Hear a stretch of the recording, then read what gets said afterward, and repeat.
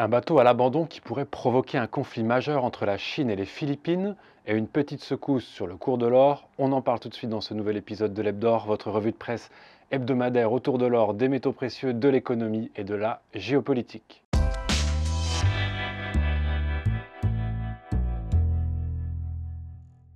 Le média Lucide nous explique cette semaine qu'en mer de Chine méridionale, une crise entre la Chine et les Philippines pourrait encore plus envenimer les tensions déjà vives dans la région, notamment en raison de la crise entre Pékin et Taïwan. Le point de friction est un navire de guerre philippin dont l'emplacement est convoité, le BRP Sierra Madre, qui gît à environ 200 km de l'île de Palawan, aux Philippines. L'auteur de l'article, l'historien de formation et journaliste Jack Thompson, explique que cette relique de la Seconde Guerre mondiale, volontairement échouée en 1999 par la marine philippine, abrite une poignée de soldats philippins, gardiens solitaires de la souveraineté de Manille, au cœur de sa zone économique exclusive. Leur mission, protéger le récif de l'expansionnisme chinois. Pékin revendique en effet l'archipel des Spratleys auquel Ayugin est rattaché, ainsi que le contrôle total de la mer de Chine méridionale. C'est d'ailleurs pour cette raison que l'épave a été échouée volontairement à cet endroit il y a plus de 2 décennies. Elle fait office d'avant-poste et a pour but d'affirmer les prétentions de souveraineté des Philippines face à la Chine. Les deux pays se disputent donc cet atoll depuis un certain temps déjà. Cette fois, et du jour au lendemain, Pékin pourrait établir un blocus autour du Sierra Madre. Pourtant, le pouvoir chinois se garde bien de faire un usage aussi éclatant de sa puissance. Et pour cause, ce serait s'exposer à un conflit ouvert avec Manille, lié depuis 1951 par un traité de défense mutuelle avec Washington.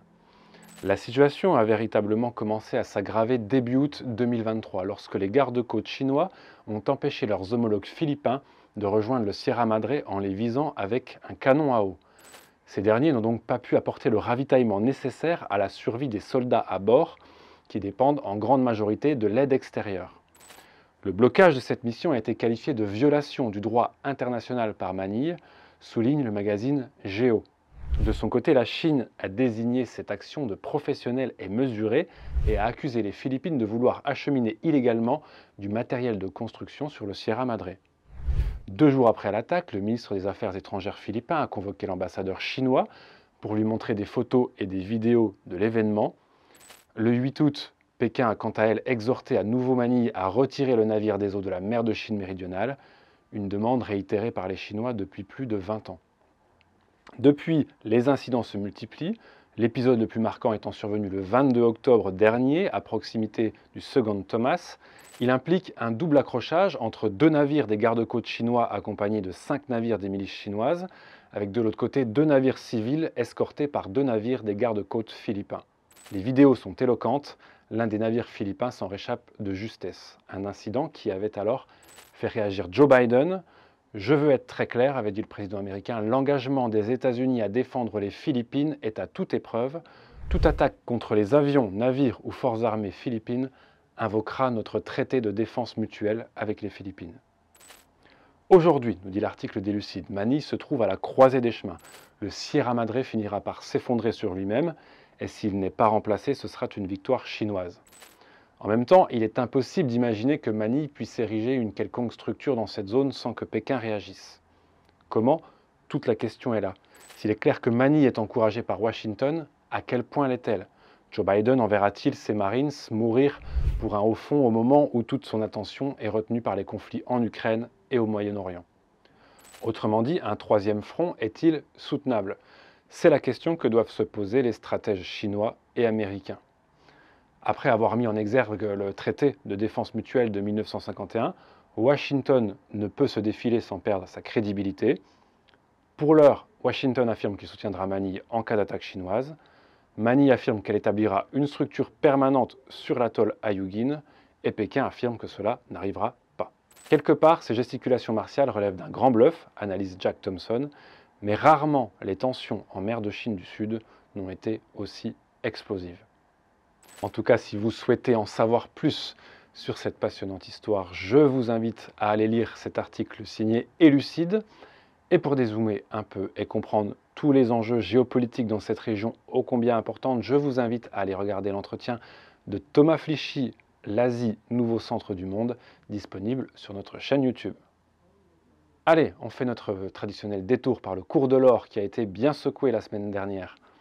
Mardi dernier, en début d'après-midi, le cours de l'or enregistrait une baisse de plus de 1,2% en euros et de 2% en dollars. Le chiffre qui a provoqué cette baisse, nous dit le blog L'Or et l'Argent, c'est le chiffre de l'inflation aux États-Unis.